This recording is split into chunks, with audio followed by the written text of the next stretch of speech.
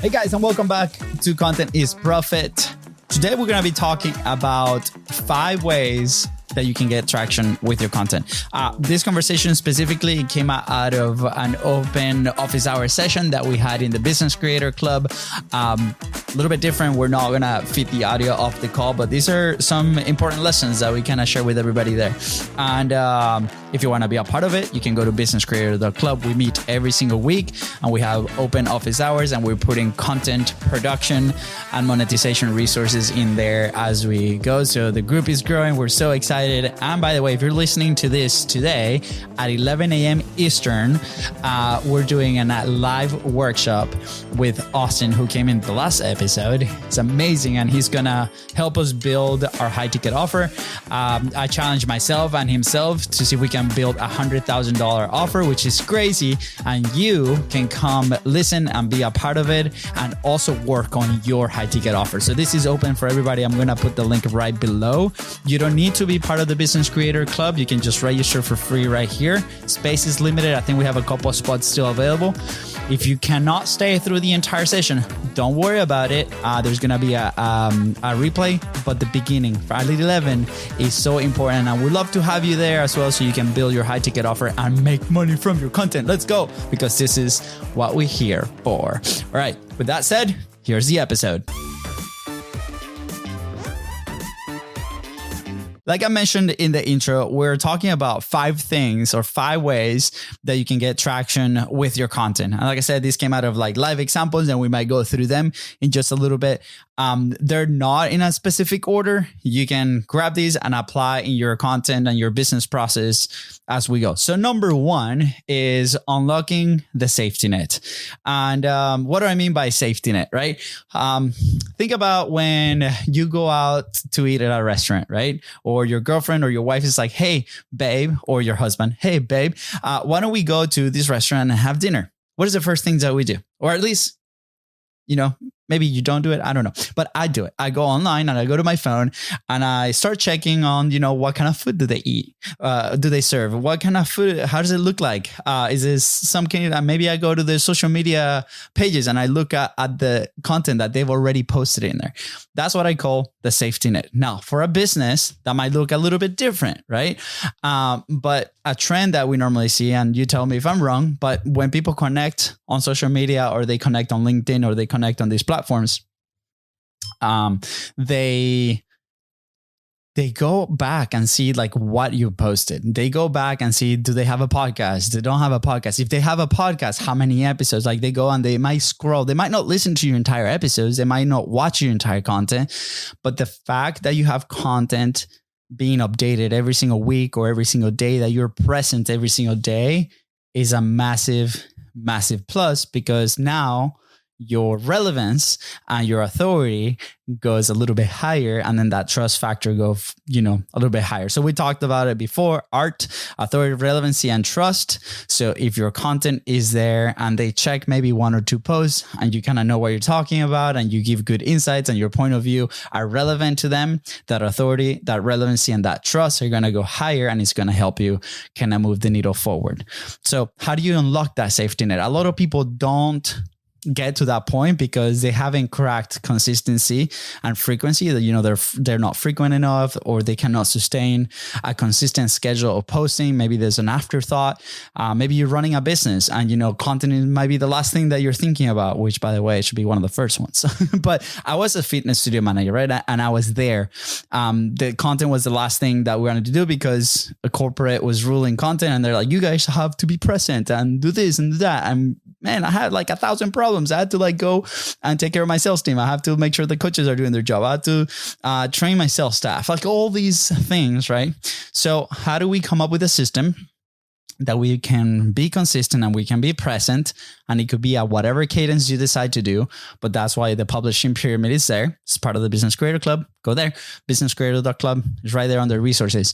And you can download it. Or if you have any questions, just send me an email. But once you have that unlocked where you've been publishing, it's going to be awesome, because as you start connecting with people online, as you start jumping on calls, as you start, guesting on podcasting, people are going to go to your socials and they're not going to see nothing. They're going to see stuff in there. It's not going to be empty. And then your trust goes through the roof. So unlock your safety net. I hope you can achieve there. For us specifically, how does that look? For us, these are podcasts, right? Maybe on social, obviously we have clips going out every single day. And they might not be the most viral clips or anything, but I tell you, it does help, because every time we go to an event and we start saying hi to people and we're shaking hands and maybe we're on stage talking, specifically on that event, they might be going to our socials, and the comment that we see every time is like, guys, I see you guys everywhere. I see you guys everywhere, right? And that increases the trust, and then we can move the conversations forward for a deal or, you know, a partnership or a joint venture or whatever that looks like. By the way, at least to my eyes, audience size or downloads, that it doesn't apply to this. So it doesn't matter. Just make sure it's like, how can I be present every single day, right? It could be a picture. It could be a written post. It could be a podcast episode. You decide what that format is. So let me know in the comments if you have any thoughts about this, but these are the kind of stuff that we talk in the office hours in the club. Let's go. All right. Number 2. Your creation anchor. So obviously, to go to this point where you can be consistent, we have to come up with a system to make sure that we can actually create and publish the content. So remember the 6 levers, right? Messaging, like what do I say? Creation, how do I create it? Production, like what does that look like? The final content product, right? How do I distribute it? How do I monetize it? And then how do I manage all this? So your creation anchor is going to come on that second phase, right? On how do I actually create the content? Like we need to create something to be able to, you know, produce it and then distribute it. And production can be minimal if you go live, for example, so maybe non-existent, but we will have to make sure that I do that. So this first step is crucial, because without the creation, there's nothing, right? So, one of the examples that we had in the office hours was really cool. Was with our man Sergio. Shout out, because he's been in every single call. It's amazing, and he struggled, right? First, inviting people into his podcast. Second, like he really felt like he needed like some kind of like original content with the reels and things like that. So his anchor, he decided to, every time he's driving with his business partner was going to point a camera at him. He was going to ask a ton of questions, and he was going to answer those questions. And each of those questions became now a reel that is in his social media. And what he told us that day is that he was able to record about 30 answers, which became one post a day later on in his distribution cadence, hence hitting his content safety net. So cool. So what is a creation anchor? A creation anchor is maybe a situation in the day, maybe a time in the day, maybe an activity that you're doing that you can connect directly with your creation process. So we often say, when you go to the bathroom to do number 2, for example, right? This is like the funny example that everybody laughs about. But when you go there, like, what do? We grab the phone and we start scrolling, right? So in our specific case, when we run this in 45 live, we set this as an example. It's like, okay, what about we use that time instead of watching content, maybe to draft some ideas. So that became the content anchor, in that specific example, to draft content ideas. And then after, you're done with your business, you go in front of the camera and then you record, right? So what could be another content anchor for me specifically on 45 Live was every time I was going to go have lunch. That was like the start of my process, and I'll just have a piece of paper or my iPad next to me. And as I was eating lunch, I was drafting, what is the story I was sharing that day? And then right after lunch, I would record right there. So what is your anchor? For Surya is every time he's driving with his business partner. For somebody else could be like every time I walk into this like office where I have everything set up, that's when I'm going to create. Like, how can you identify a moment in your day or an activity in your day where you can trigger creation right away, right? So identify that moment. It's going to help you big time. Put it in your calendar and associate creation moment with that. Obviously, this depends on what type of content you're creating, right? If you are sitting down and designing some posts or writing for blogging, like it's going to make sure that you do that. For blogging people, we have a great example with Michelle. She's also part of the community. She turns out that podcasting was not her thing, but blogging was her thing. And she identified that she was already writing for 2 hours every, couple of days or so. And she was writing for herself. So she decided to switch that and write instead for her business and her newsletter. And she got traction really, really quick. Sweet. All right. On to point number 3. Be okay with being rough. It's a hard one for a lot of people. I've seen it, especially in the studio when we have new content creators and people that come to record their podcast for the very first time. Most people kind of want it to look and feel very professional. And hey, with equipment today, you can make look and feel any type of content like very, very professional.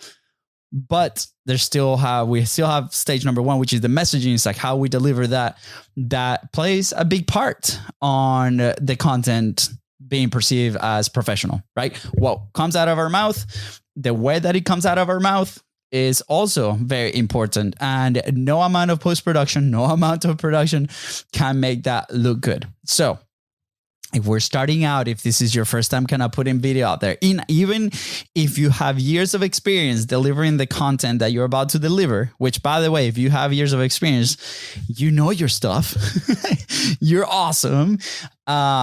It is probably going to look a little rough. There's an exercise that we shared a couple episodes ago.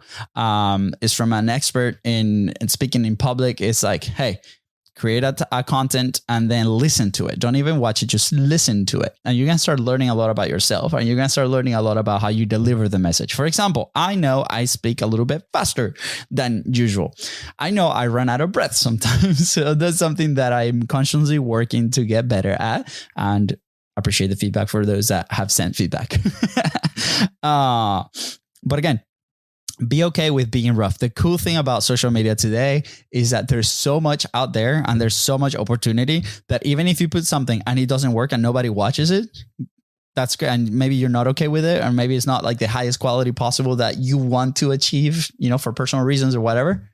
It's okay. You get a second try an hour later because the algorithm is not going to show it if it's not good or not relevant to people. So how do we know if it's working? It's, because more eyeballs are looking at it, right? And there's obviously a different way to approach this, but take it as a good sign that maybe I personally need to get better. And that's okay, right? And you can be at peace with the type of content that you put out there. You might be adding a ton of value for, a small amount of people, but that a small amount of people are creating a big impact versus chasing big audiences, right? So take it as an opportunity to do that and be okay. That's going to be a little rough at the very beginning or even after years, right? Like this is episode, I think, officially 583, but unofficially more than 600. And sometimes they'll still make, those little mistakes or, maybe I forgot to say this, maybe I forgot to do that. Maybe I delivered this in the wrong way or, whatever it is. Maybe it's a caption, right? That when we put the caption in the video, it might not be spelled correctly or we missed the comma, right?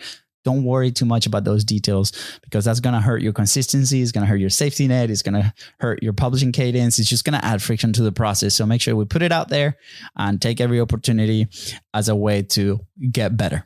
Sweet. All right. Number 4.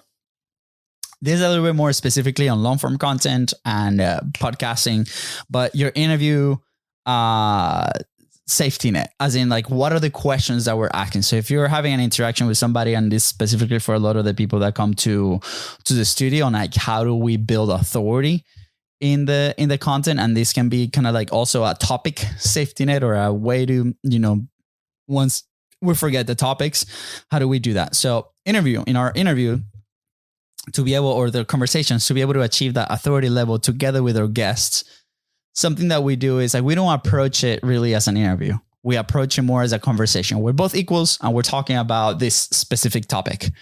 And we draft a couple of questions, maybe 5 or 6, based on, what they've done in the past or the submission form that they send. And we keep them in our document to make sure that, that if for some reason we go blank, if for some reason we lose the train of thoughts, or maybe we get to a dead end, because it does happen, we always go back to those questions, right? So in our specific case, we had what Disney uses for all their movies, and what a lot of marketers teach as well. It's called the Epiphany bridge story, or the hero's journey, more than likely. And the hero's journey is like there's like this person that goes through a transformation in their journey, and there's things that happen along the way. So we have these markers as in, okay, the beginning of your story, and like, what was your first challenge? And, what was the thing that you did that changed everything? And was a realization, right? Like this arc of story. And for us, for a long time, that was our interview safety net. So to keep the interview going. So if we will hit a dead end, we will default to some of those questions about their story. Now it's a little bit different because now we're talking a little bit more tactically on the content side and not diving too much into the backstory of the people that comes to our show. But now it's, maybe 3 or 4 questions based on how to make money, because that's the name of the show, right? Like, how do we create profit from content? And or maybe what was like the one strategy that helped us move the needle forward that they realized. And it also has to be with like the hero story. So if you are in the game of having conversations with people online, whether that's Instagram Live, podcasting, like any kind of stuff, what is your safety net for those interviews so you're ready and the flow continues? And the end game of this, because again, it can be fixed in post-production, right? Obviously, you'd be like, okay, if you're not going live, like, okay, no worries. Like, let's just reset and do this. But at the end of the day, what we want to do is we want to have a great experience with that guest, and the fact that the conversation flows, and then we don't have to do retakes, and it doesn't add friction to the process. You come off as very professional because that's a person that you want to develop a relationship with to maybe help your business, right? And he's also going to save you or your team hundreds of hours in post-production, because then you don't have to go back and kind of check on that. So I recommend having those and do a good prep and making sure that the interview goes, because authenticity is the best. Authenticity helps kind of build that trust, that authority, that relevancy, right? If it's like a hyper-produced, there's this trend, again, depends on the industry, but think about like how you like to consume content, right? And again, a model after that, but this is specifically for those interviews. And number 5, the last one. Here we are. Are we good on time? Yeah, we're good on time. Okay. Number 5, start leveraging. So I'm a firm believer that if you're a creator, if you're a CEO, a CMO, if you're in a position of leadership in your company, you should at least start experimenting with your content creation, any part of the process, right? From messaging, from, the creation process, maybe producing a little bit. How do we distribute this content, right? Obviously, you're going to be very involved in the monetization side, right? Because you're selling a product or you're selling a service. And then how to run things, right? Especially if you have a team. 100%. I will highly, highly recommend, if you haven't dipped your toes into the creation process and the post-production process, start experimenting, because you need to know what's going on, especially the messaging, right? Like if it comes from you, is way better, is going to come more authentic, and people are going to connect with you. And we've seen many examples of companies that are B2B, that might be in real estate, financial, different things. And, the attractive character or the person in front of the camera might not be the CEO or might not be somebody else. And it just creates like this separation. And, maybe your company is looking for that separation. I don't know, but I'm a big fan of bridging the gap between that. So that's why we do our podcast. That's why we scripted, and people are dealing with us at the end of the day, right? Like, so I don't want to lie. I don't want to like spend extra energy on that kind of stuff. Now, there's going to be a point on the other side that, you might be wearing all the hats. You're coming up with the messaging, you're coming up, with the creation process, your content anchor, you're creating in the car, you're creating in your podcast studio. Like you're the one editing the videos, distributing everything, right? As soon as you can, as soon as you build your resources, start leveraging and find the constraint. Like, what is the thing that you don't enjoy doing? So a lot of people that we've seen so far, in our experience, the distribution lever is the one that gets hurt the most, because we spend a lot of energy coming up with our ideas, recording, editing, and then we're like, okay, the content's done. Here he goes. And we kind of like leave that part of the process out on, what are some distribution vehicles that we can do? Can this be a blog as well? Can this be on YouTube? Can this be paid ads? Can this be on a newsletter of some sort?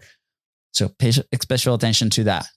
Pay special attention to the things that you don't like doing. A lot of people offhand editing or post-production right off the bat. That might be the first one to go. Or make sure you find an editor that kind of knows what you talked about, or a production person that has worked in your industry that kind of knows the topics and kind of knows what you're talking about. And today you can find a little bit of everything, right? It's very different that you're going to go hire a video editor just because you like the way that they edit the vlogs, but then you're not creating vlogs. You might be creating long form content that's highly educational, right? Maybe they're able to bring some of those elements in there, but it's not what they're known, or the technique. The technique is very different. So that's why you got to get your hands dirty a little bit, and then figure out a way that you can start offloading these little parts of the process, right? In our specific case, the first thing that we kind of gave out to somebody else was the podcast editing and post-production, because it was just taking us a lot of time. But in our specific case, we created a system that we're like, hey, this is how we want to do it. A very simple intro, pattern interrupt, interview, maybe a couple of changes of cameras. And that was a roadmap that we gave our producer. And then the edits come out every single week, twice a week. And then we went to the distribution side, and we took that on, and we're like, hey, where are the platforms that we're going to put this? How we're going to do it? How we're going to grab the descriptions? And then we wrote the process, and when we gave that away, and you start building this team, or this, you start building and training this person that is going to be able to do that. So start leveraging your team, start leveraging your resources to be able to keep consistency and frequency in your publishing. So if you start experimenting with these 5 things, like I said, quick recap: unlock your safety net with consistency and frequency, find your creation anchor, be okay with rough. It's totally fine. If you're doing interviews, what is your safety net? If you're doing solo content, what is your safety net of topics, right? And then at the end, it's like start leveraging and find the constraint that might be the thing that you don't like doing, and start offloading that immediately. Because today we need to be present online in whatever way you feel comfortable. Obviously, we're big fans of podcasting, but whatever way you feel comfortable, we need to be present online. So hopefully this helps you move the needle forward. And with that said, I will see you today at 11 a.m. Eastern, Thursday, July 10th. And if you're listening to this past that date, you can go to businesscreator.club. The replay is going to be there on how we build a high ticket offer together with you. And again, this is not for you to buy the high ticket offer. If it applies to you, awesome, we can talk. But this is also for you to develop your own high ticket offer, and you can make a ton of money doing it. So with that said, guys, thank you so much for tuning into the Content is Profit podcast, and I'll see you on the next episode. Take care.